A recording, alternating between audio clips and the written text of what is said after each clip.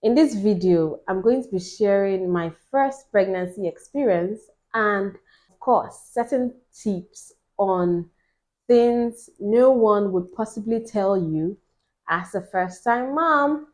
So, let's get right into it. It's one thing to have a good passage, which is down there, and it's another thing to have a passenger that can slide through the passage without stress.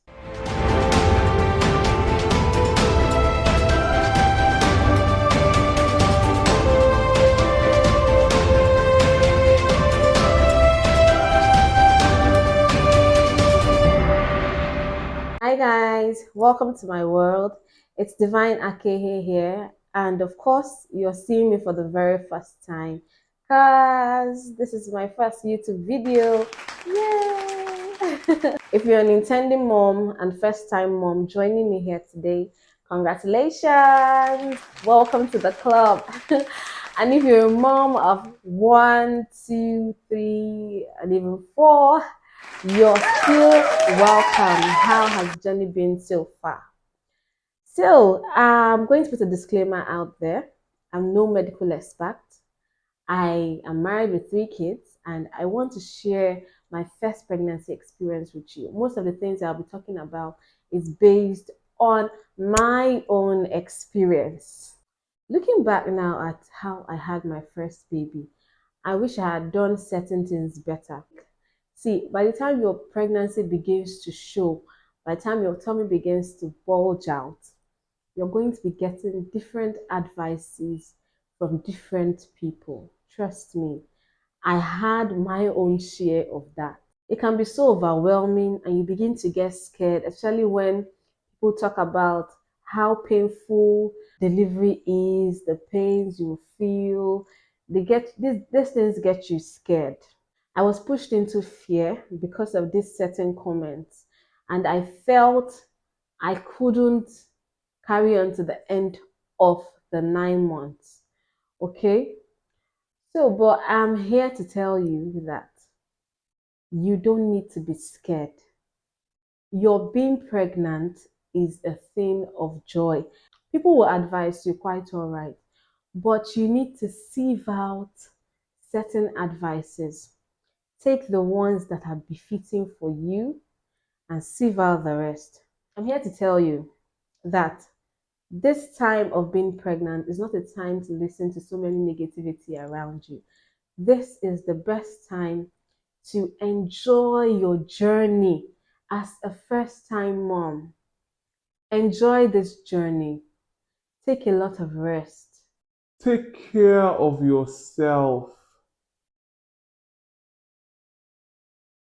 I felt pushing was just giving all your energy, screaming with all the energy you have. That was what I felt. But on the day of delivery, it was nothing like that. It was nothing like that. On that day of delivery, when the nurse said, I can see the baby's head, it's time to push. And I went all,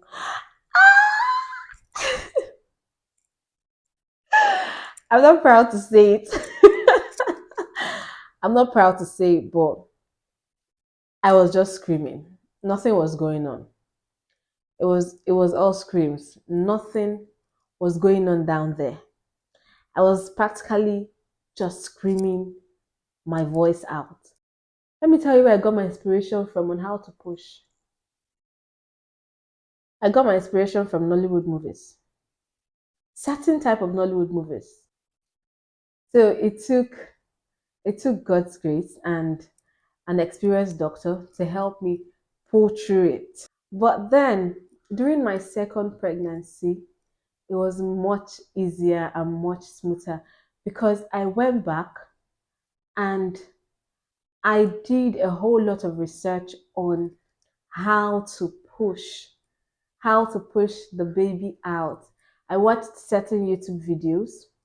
I watched certain documentaries. I also went on Google Chrome and I checked some write-ups, some websites and blogs, and I was able to find out truly how to push. So by the time I was ready for baby number two, it took me 3 pushes, and that was it. Baby number one, I was almost tired from screaming my voice out, thinking I was pushing. I was so tired, and I was like, just take this baby out of me. Just bring out this baby. Bring out this baby any way you want. Just bring out baby. But for baby number two, with 3 pushes, baby came out crying.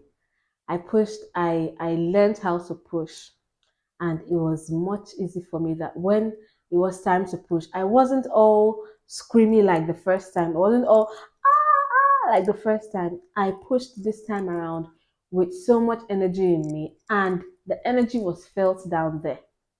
Still, you need to learn how to push. It's very, very important.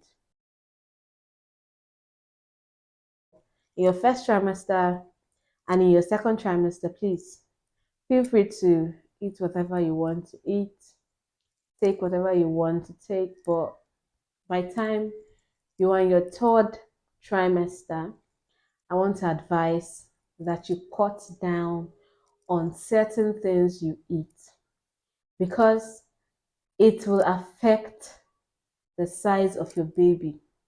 As a first time mom, you don't want to be giving birth to a big baby. Any baby that is weighing 4.0 upwards, still in the womb, is a big baby. I want to avoid that. I remember one time I went for antenatal. There's a particular nurse that used to say, it's one thing to have a good passage, which is down there, and it's another thing to have a passenger that can slide through the passage without stress. Any drink that contains carbonated water, please, please, and please avoid it at this point in time. So during the 8th month of pregnancy, when I went for scan, I was told baby was 3.8, 3.9. I had to go back, call mom, and she gave me these tips. Even at the hospital, I was given these particular tips. I took more of Zobo. In English, that's the purple hibiscus flower, but as a drink. My third baby was the smallest. He weighed 3.4, and that's because I actually put this into consideration. You don't need to do strenuous exercises. You can take a long walk down the street. You can climb up and down the stairs once, twice. You can also dance. Yes, dancing is also a way of exercising your body. So one experience I had relating to this particular point was that I was induced because I had gone way past my due date and I wasn't dilating. Baby was still relaxing and enjoying mommy's womb. So I was induced. During the time I was pregnant for my second baby, I was more conscious about exercises. I danced more. I took long walks more. We had a staircase in the house, so I was always going up and down the stairs to take one or two things. Baby didn't wait till it got to 39 or 40 weeks. Baby came out by the time I was 35 weeks gone, and I was already 6 cm dilated. Different pregnancies, different body system. While I was pregnant, I did not experience uh, the morning sickness. I didn't experience morning sickness for the first 3 months. And when I finally experienced morning sickness, it did not last up to a month. And I think that was in the second trimester. I think around the 4th or the 5th month. Yeah, so I did not really experience so much morning sickness, but that doesn't mean someone else might not experience morning sickness for the first 3 months. Okay, I didn't experience morning sickness, but I experienced blocked nose during my second trimester. It was not funny at all. I was practically carrying a handkerchief or face towel wherever I was going to. I also experienced a lot of heartburn. I was having indigestion. From the second trimester towards the beginning of the third trimester, I was experiencing heartburn. In fact, I was experiencing heartburn almost throughout the pregnancy, but it didn't stop me from my cravings. I craved for jollof rice, not just the jollof rice you cook at home. Mm-mm. I craved for burnt jollof rice. You know, that jollof rice that's cooked in a local way with firewood outside the house, that is burnt under. And you can get that particular type of jollof rice from the local restaurants on the street. Funny story here. One time we had a wedding to attend, and the only reason I went for that wedding, I didn't have the energy to go. Okay, but the only reason I went for that wedding was because I had assumed that they will have jollof rice. And party jollof rice is that type of burnt, smoky kind of jollof rice. I sat down at the wedding, not listening to whatever was going on, but my target was on the food, jollof rice especially. And my assumptions were right. There was jollof rice. When you go to a Nigerian wedding, definitely you will find jollof rice. So I sat down patiently waiting for the food to get to me. I collected mine. Hubby collected his own. But you know what happened? I couldn't wait to get home. I ate mine right there, finished mine, and finished my hobby's own as well. I finished mine, I collected his own, and I finished it too. And trust me, I got myself. I felt okay. I couldn't eat corn during my first baby. I had no appetite for corn at all. I had no appetite for corn at all.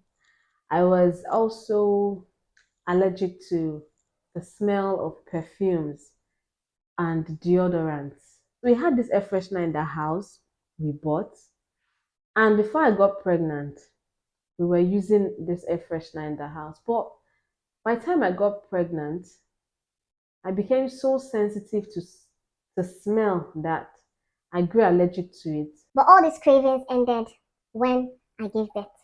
When I gave birth, I became a brand new person. If you enjoyed this video, please do not forget to give a thumbs up, subscribe, comment down below, and let me know your thoughts and experiences, or maybe what you want me to talk about concerning motherhood. If you have anyone pregnant for the first time, please share this video with them.